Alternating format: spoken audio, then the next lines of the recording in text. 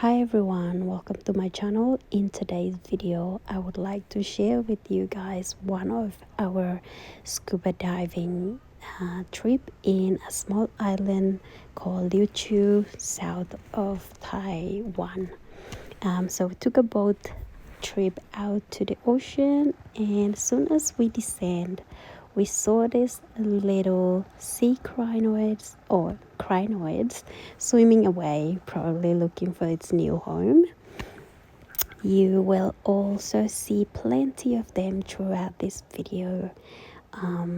Yeah, they are just gorgeous. They comes in so many different colors, and and also there's plenty of these soft corals as well. They look like clouds, and these hard corals have so many small fish.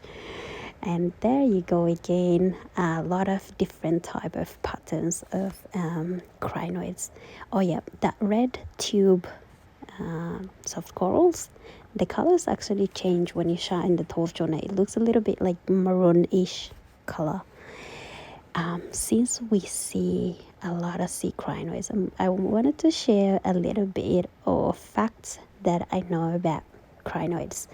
So before I continue, let's appreciate this yellow beautiful pufferfish.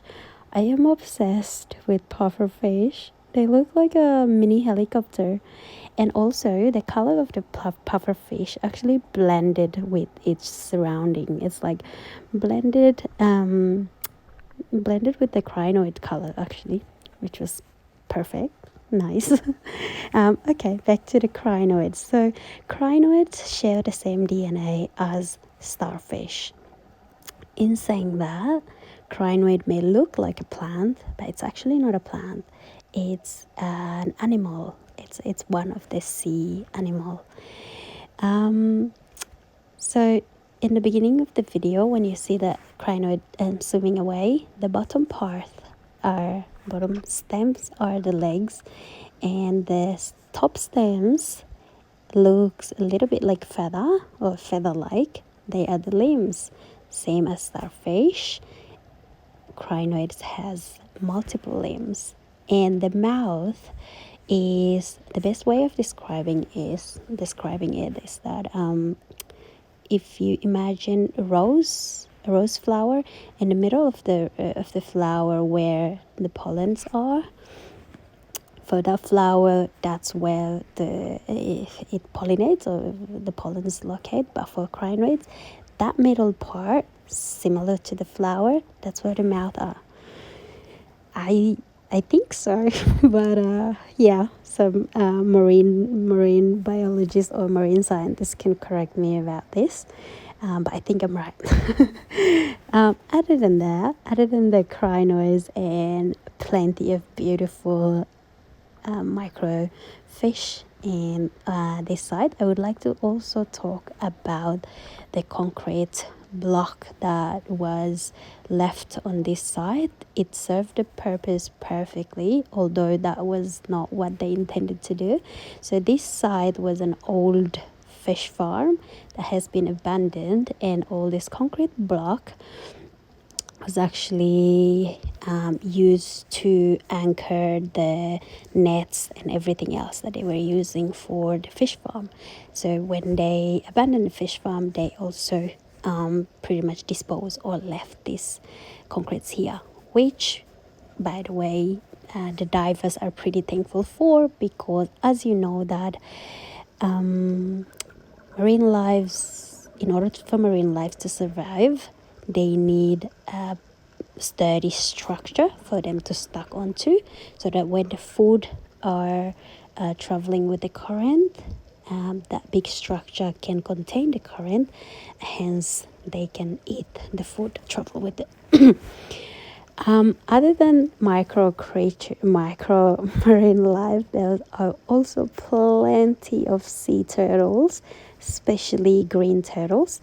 So these beautiful green turtle, she was actually sleeping when I approached, but I think me breathing through the regulator was a little bit loud, so he woke her up, and she moved away from her comfortable spot, which I felt so guilty of for distracting her. And by the way, the reason I know that was a she because she has a shorter tail, and I was told that male has a longer tail and female has a shorter tail. And yeah, back to the fish. And on this side there were plenty and plenty of tropical fish and tropical corals, which make this side really colorful.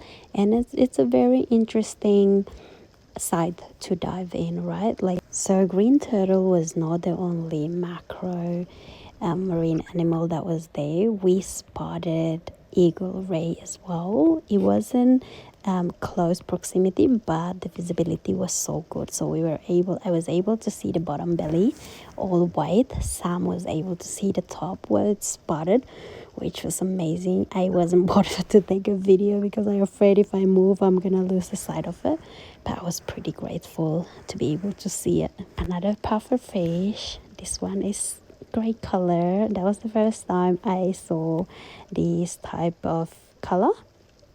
It's so beautiful. Pufferfish is just poisonous, majestic, and it's just amazing little helicopter of the sea, I think. These two clownfish was pretty protective of their home, which I could understand. And if anyone can please help me identify this sea anemone. That was the first time I saw it. It's so beautiful. I just couldn't find it anywhere. I think it's pretty common in tropical area, but I don't know what it is. And yeah, lastly, this moray eel. It's beautiful. That was the first time I saw that color as well. It looks a little bit like banded sea crates, if anybody know what I was talking about. And that was it, guys. Thank you so much for following along my beautiful dive trip at LIUQIU. And now we are heading back to the port. When we got to the port, we hop on our little scooter, head back to dive center to pack up our dive gear.